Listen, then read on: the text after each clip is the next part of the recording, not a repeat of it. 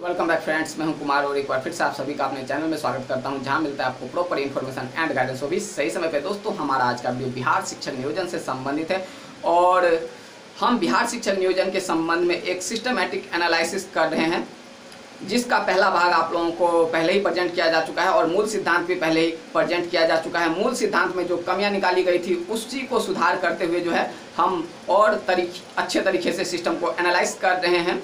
जिसके पहले भाग में मैंने आप लोगों को बता दिया था कि बिहार शिक्षक नियोजन में बाहरी अभ्यर्थी कितने प्रतिशत सीट ले जा सकते हैं और बिहार राज्य के कैंडिडेट को कितना प्रतिशत सीट मिल सकता है, जिसका मूल आधार यह था कि पिछले नियोजन में जो है 32% सीट जो है बाहरी अभ्यर्थी ले गए थे, लेकिन अब की बार इतना नहीं ले जाएंगे, जिसका विवरण मैंने पिछले वीडियो में आपको दिया था, जिसमें कंक्लूजन ये निकला था कि इस बार जो है 22% सीट जो है बाहरी राज्य के अभ्यर्थी अधिकतम ले जा सकते हैं। यानी कुल मिलाकर 60% जो रिजर्व कैटेगरी के लिए है वह है बिहार राज्य के लिए, और सामान्य कैटेगरी में से 18%, यानी कुल मिलाकर 78% सीटों पे बिहार राज्य का कब्जा होना लगभग निश्चित है और बाहरी अभ्यर्थी को अधिकतम 22% सीट मिल सकता है। तो मूल कॉन्सेप्ट जो था कि 32% बाहरी अभ्यर्थी ले गए थे।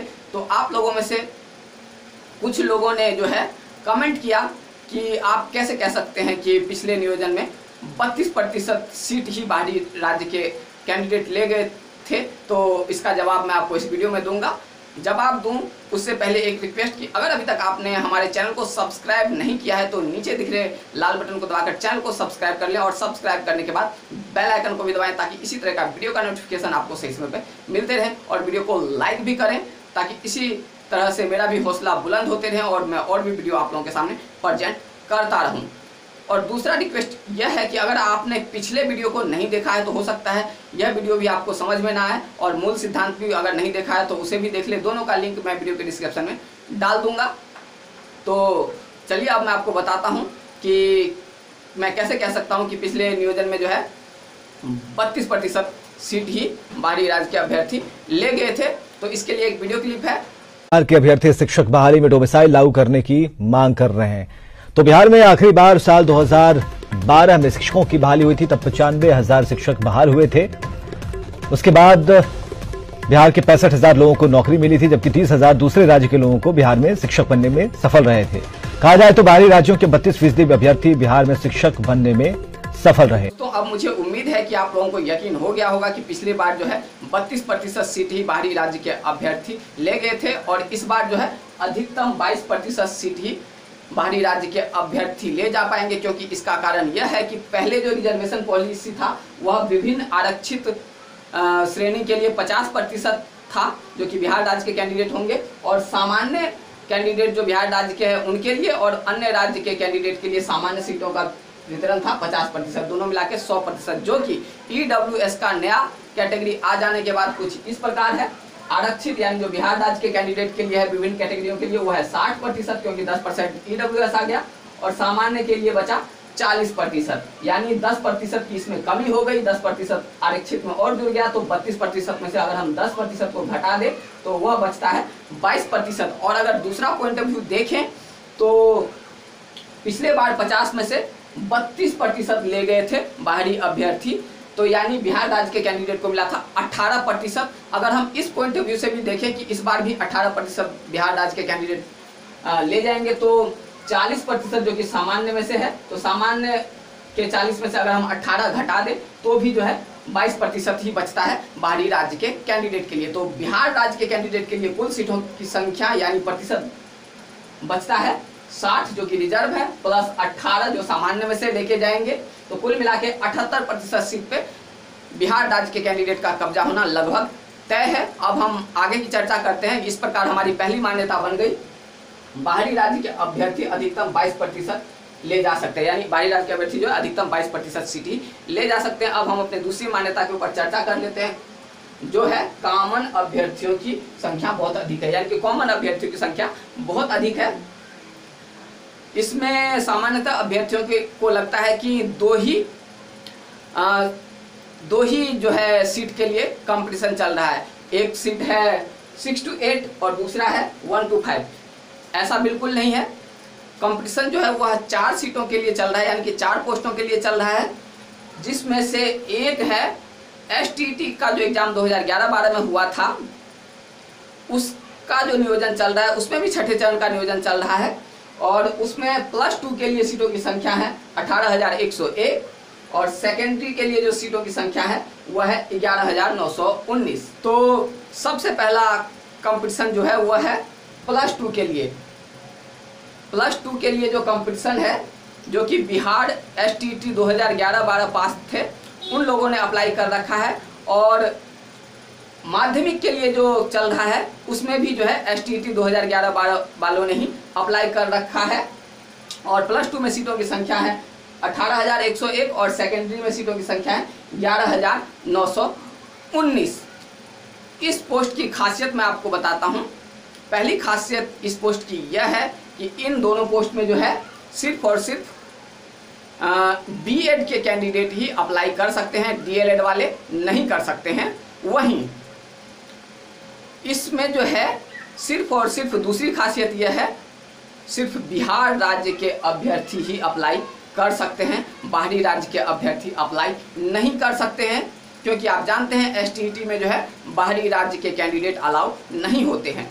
मैं आपको एक चीज़ और याद दिलाना चाहूँगा, हम जो सिस्टम एनालाइज कर रहे हैं उसका नाम है common system analysis for future teacher, यानी हम कॉमन सिस्टम एनालिसिस कर रहे हैं। और दूसरी हमारी मान्यता भी है, कॉमन अभ्यर्थियों की संख्या बहुत अधिक है। तो यहाँ पे कहने का तात्पर्य यह है कि जिन अभ्यर्थियों ने +2 के लिए अप्लाई कर रखा होगा उन्हीं अभ्यर्थियों ने जो है सेकेंडरी के लिए, यानी कि 9वीं 10वीं के जो शिक्षक होते हैं उसके लिए भी अप्लाई कर रखा होगा, क्योंकि अगर उन्होंने दोनों एसटीटी निकाला होगा तो दोनों के लिए एलिजिबल होंगे। और इसमें भी अप्लाई कर रखा होगा और इसमें भी अप्लाई कर रखा होगा, क्योंकि आप जानते हैं अभी एसटीटी का एग्जाम हुआ था तो बहुत सारे लोग जो है दोनों में अपेयर हुए थे, पेपर 1 में भी और पेपर 2 में भी। तो जितने लोग दोनों में क्वालिफाई होंगे उन लोगों ने जो है दोनों में अप्लाई कर रखा होगा। साथ साथ इन्हीं लोगों ने जो है 6 to 8 जो कि उच्च प्राथमिक यानी कि मिडिल क्लास के लिए जो वैकेंसी है छठे चरण की, उसमें भी अप्लाई कर रखा होगा। अगर वो सीटेट बीटेट पास होंगे तो 6 to 8 में भी अप्लाई कर रखा होगा। और वही लोग जो है अगर पेपर 1 सीटेट या बीटेट पास होंगे, क्योंकि अब जो है बीएड के अभ्यर्थी भी जो है सीटेट पेपर 1 में एलिजिबल होते हैं और अगर क्वालिफाई करते हैं तो वह 1 to 5 में भी अप्लाई कर सकते हैं। तो उन्हीं अभ्यर्थियों ने जो है 1 to 5 में भी अप्लाई कर रखा होगा। तो कहने का मतलब यह है कि यहाँ कॉमन अभ्यर्थियों की संख्या बहुत अधिक है। जिस व्यक्ति ने +2 के लिए अप्लाई कर रखा हो सकता है उसने सेकेंडरी के लिए भी अप्लाई कर रखा हो, उसने 6 to 8 के लिए भी अप्लाई कर रखा हो और 1 to 5 के लिए भी अप्लाई कर रखा हो, यानी कि चारों पोस्ट के लिए अप्लाई कर रखा हो। ये जो सर्कल मैंने बना रखा है यह कॉमन के लिए है, सारे पोस्ट के लिए अप्लाई कर रखा हो। ऐसा भी हो सकता है कि कुछ लोगों ने सिर्फ 2 ही पोस्ट के लिए, 3 ही पोस्ट के लिए या 2 ही पोस्ट के लिए अप्लाई कर रखा हो। फॉर एग्जांपल किसी ने इन तीनों पोस्ट के लिए अप्लाई कर रखा हो, और ऐसा भी हो सकता है किसी ने सिर्फ इन दोनों पोस्ट के लिए अप्लाई कर रखा हो। ऐसा भी हो सकता है किसी ने इन दोनों पोस्ट के लिए अप्लाई कर रखा हो, और ऐसा भी हो सकता है कुछ ने इन तीनों पोस्ट के लिए अप्लाई कर रखा हो। कुल मिला के कहने का मतलब यह है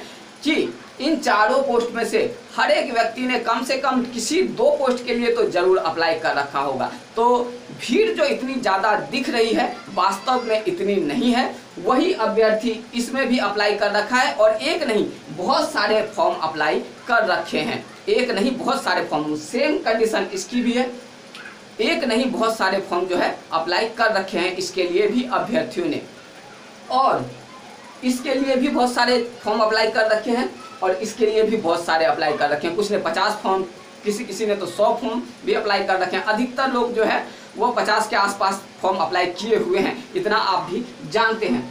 एक खास बात और बताऊं, डीएलएड के कैंडिडेट जो है वह इसमें भी अप्लाई कर सकते हैं। तो यानी डीएलएड के कैंडिडेट भी, सिर्फ बीएड वाले ही नहीं इसमें अप्लाई कर रखे हैं, इसमें और इसमें डीएलएड के कैंडिडेट भी अप्लाई कर रखे हैं। तो आप अंदाजा लगा सकते हैं कि कॉमन अभ्यर्थियों की संख्या कितनी ज़्यादा है।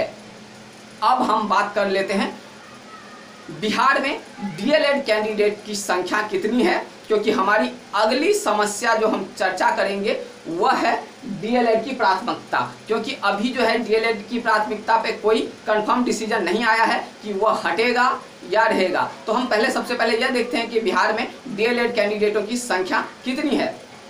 तो बिहार में डीएलएड कैंडिडेटों की जो संख्या है वह है 2011 में जो बीटेट पास है उनकी संख्या है 3000। हो सकता है कि आपको मेरी बात पे फिर से यकीन ना हो रहा हो, तो इसके लिए भी एक वीडियो क्लिप है। चलिए सबसे पहले आपको वह वीडियो क्लिप दिखा देते हैं, फिर आगे की चर्चा करेंगे। दोस्तों हम अपने मोबाइल स्क्रीन पर आ चुके हैं और यह अखबार की कटिंग उस समय की है जब टीटी सर्टिफिकेट की वैधता अवधि बढ़ने वाली थी। पटना की यह रिपोर्ट है, आप देख सकते हैं, लेकिन हमें यह पूरी कटिंग नहीं पढ़नी है। हमें जो पढ़ना है वो अभी मैं दिखाता हूँ कहाँ से पढ़ना है।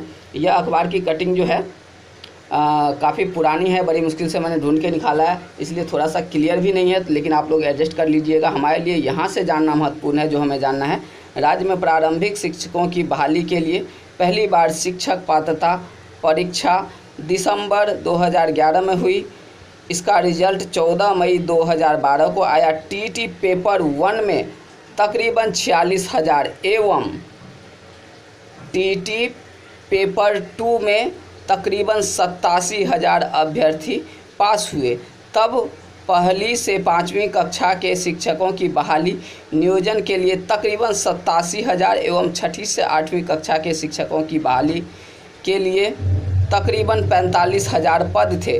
खैर, कई चरण की बहाली के बाद भी टीईटी पास तकरीबन 30,000 अभ्यर्थियों को शिक्षक बनने का इंतज़ार रह गया, जिसमें से 90% ऐसे अभ्यर्थी हैं जो टीईटी पेपर 2 पास है। यानी 90% अभ्यर्थी जो है वो टीईटी पेपर 2 पास है। तो अर्थात 10% जो है वह पेपर 1 पास है। यानी 30,000 का जो 10% होता है वो होता है 3,000। ठीक है दोस्तों, यहाँ आप देख पा रहे होंगे टोटल 30,000 है, जिसमें से 10% जो है वह पेपर 1 पास है।